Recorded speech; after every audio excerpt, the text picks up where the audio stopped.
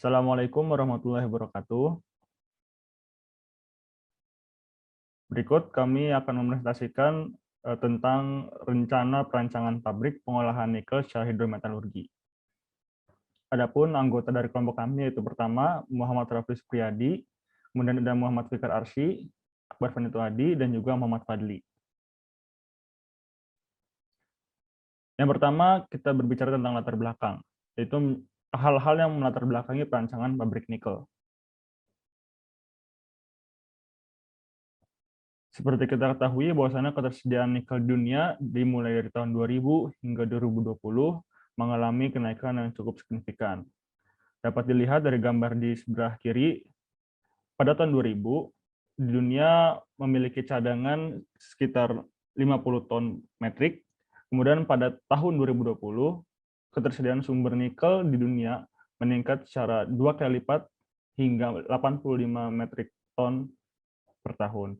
Nah, untuk saat ini cadangan nikel di dunia diperkirakan mencapai 89 juta ton, seperti yang baru-baru ini dikonfirmasi oleh survei geologi Amerika Serikat dengan sekitar 2 juta ton ditambang setiap tahun.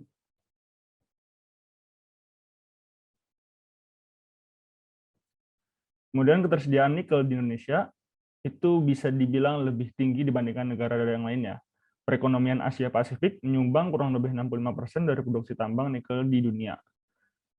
Adapun negara-negara yang terlibat dalam sebagai nikel sumber di dunia yaitu pertama Indonesia, Filipina, Rusia, Australia, dan Kanada. Nah, negara-negara tersebut itu merupakan penambang nikel terbesar yang ikut andil dalam menyediakan nikel untuk kebutuhan di dunia. Berdasarkan dari grafik di bawah, pada gambar di kiri, Indonesia menyentuh angka lebih dari 20 million tons per tahun dalam menyediakan bahan baku nikel sebagai bahan baku pembuatan teknologi-teknologi zaman sekarang. Kemudian untuk pada gambar di sebelah kanan, Indonesia berada pada ranking 1, di mana memiliki cadangan sumber daya nikel sebesar 800.000 tons, dan juga dalam persentase kontribusi produksi nikel memiliki sebesar 29,8% dari total produksi nikel dunia.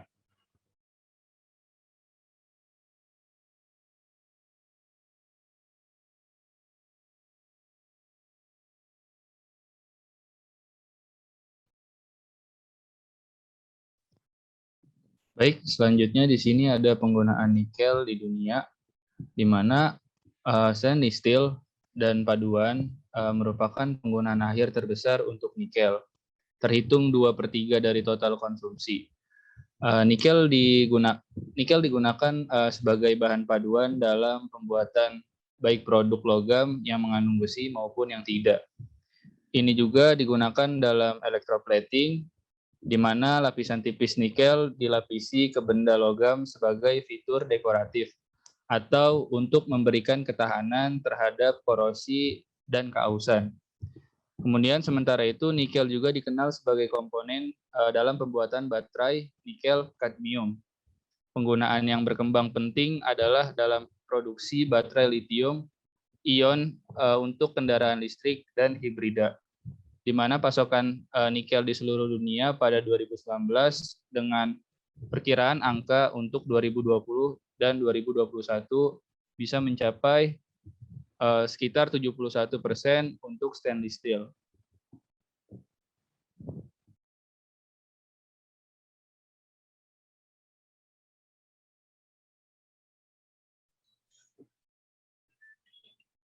Sebagaimana yang telah disebutkan oleh rekan-rekan saya, hal tersebut mendorong pemerintah untuk meningkatkan potensi investasi pada hilirisasi tambang mineral, seperti produk turunan dari nikel tersebut. Misalnya ada baterai listrik yang tadi telah disebutkan, dan juga ada stainless steel beserta paduannya.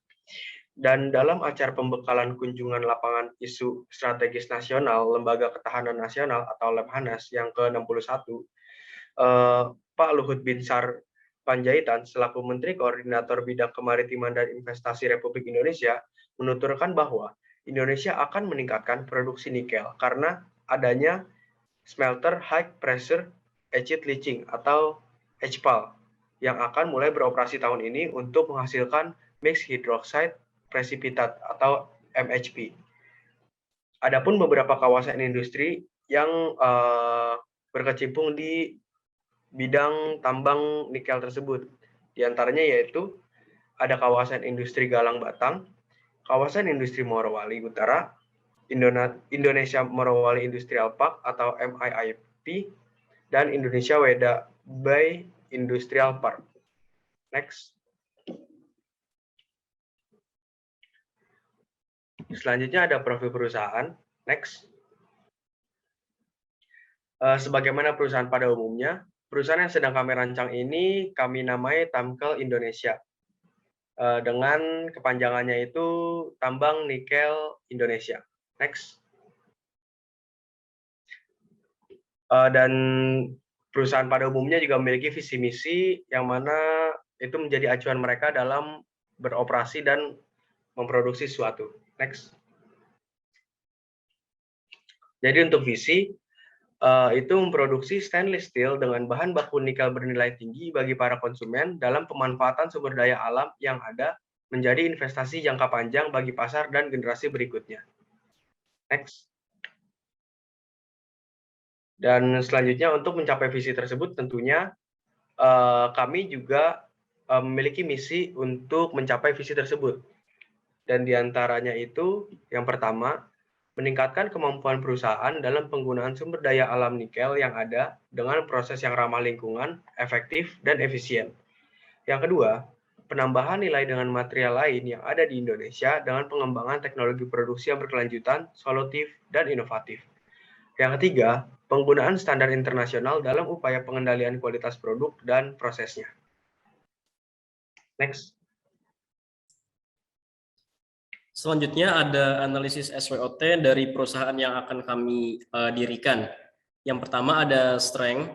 Strength-nya itu yang pertama dalam produksi atau dalam ekstraksi nikelnya itu tidak memerlukan energi yang besar untuk proses ekstraksi. Sebagaimana apabila kita menggunakan cara hidrometalurgi, itu cost yang kita gunakan itu lebih rendah karena tidak memerlukan energi yang besar.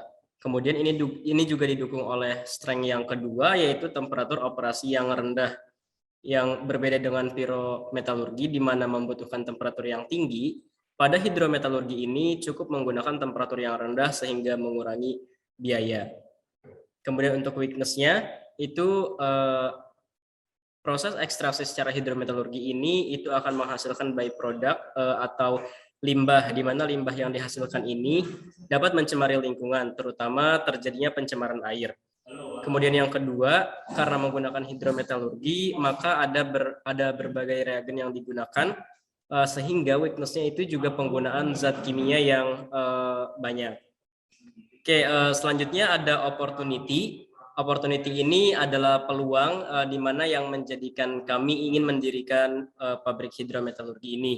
Yang pertama, Indonesia sendiri merupakan negara dengan cadangan biji nikel terbesar di dunia, sehingga layak untuk dimanfaatkan dan diekstraksi di dalam negeri.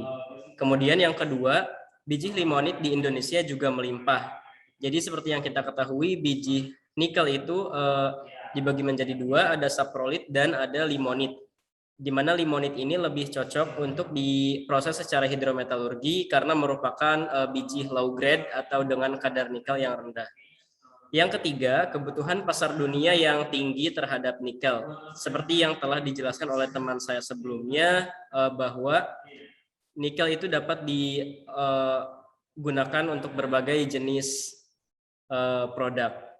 Kemudian yang terakhir itu ada trade. Yang trade-nya itu yang paling utama itu adalah hambatan dari perizinan alih fungsi lahan, di mana seperti dari weakness-nya ya, karena mencemari lingkungan, maka perizinan dari penduduk sekitar pun itu akan lebih sulit. Nah, demikian presentasi dari kelompok kami, kurang lebihnya mohon maaf. Wassalamualaikum warahmatullahi wabarakatuh.